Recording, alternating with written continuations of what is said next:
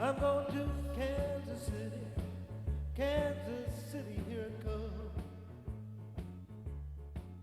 I'm going to Kansas City. Fair and balanced? You've got to be kidding. Not only is the media controlled by interests outside the government, the media per se is far and away removed from the pulse of the majority of the working class citizens in America. From outside the outskirts of New York City and westward. Especially those who live in the sprawling metropolis that runs from Boston to Washington, D.C.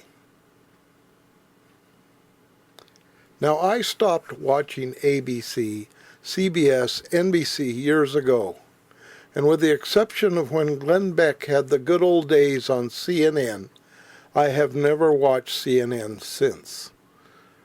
In recent times, Fox has gone the way of all the above. And so, except for Hannity, Jesse Waters, and Dennis Miller, I don't watch Fox near as much as I used to. For the most part, it's my belief that those pictured in this video, the reporters from Fox have lost touch with the souls and the heartbeat of the working class citizens. I believe as I watch most of them scratching their heads in amazement over the fact that Donald Trump is leading in the polls. The media is so conditioned to the sheep mentality, they never thought the working class would finally get their gut full of the BS that we have tolerated for the last 50-plus years. I and many of the other working class folks in this country have been speaking a totally different language, a language different than the media and the government. But the government and the media have never been listening. They've never felt the pulse of this nation, only the pulse of the government. All the while thinking that was how the citizens across this nation felt. There are many things Fox just doesn't understand about many of we who work or have worked by getting our hands dirty, even blistered, or busting our knuckles doing hard physical labor. The glue that holds the United States together isn't New York City or Washington, D.C. It's plumbers, construction workers, linemen, carpenters, farmers, backhoe drivers, pilots, coal miners, janitors, electricians, doctors, nurses, bus drivers, railroad engineers, truck and auto mechanics, the builders and the repairers of all the commodities we need in our society. The big cities produce very little. They grow nothing. They can't even feed themselves. The majority of those tall skyscrapers are sponges, soaking up what others produce. As for the state capitals and the nation's capital, they largely produce a slime like a big banana slug that we have to walk through. And the obstacles we, the workers, have to work around that make what we do way more difficult than it needs to be.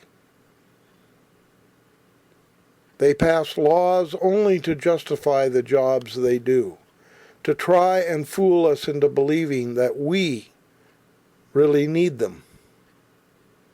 I, for one, believe the government should be run like a volunteer fire department. Call them in when you need them, instead of them working 3 days a week and getting paid for 7. All you folks at Fox News, first off, I know you aren't hearing what I say. All those pretty women in your employment are only eye candy for us guys.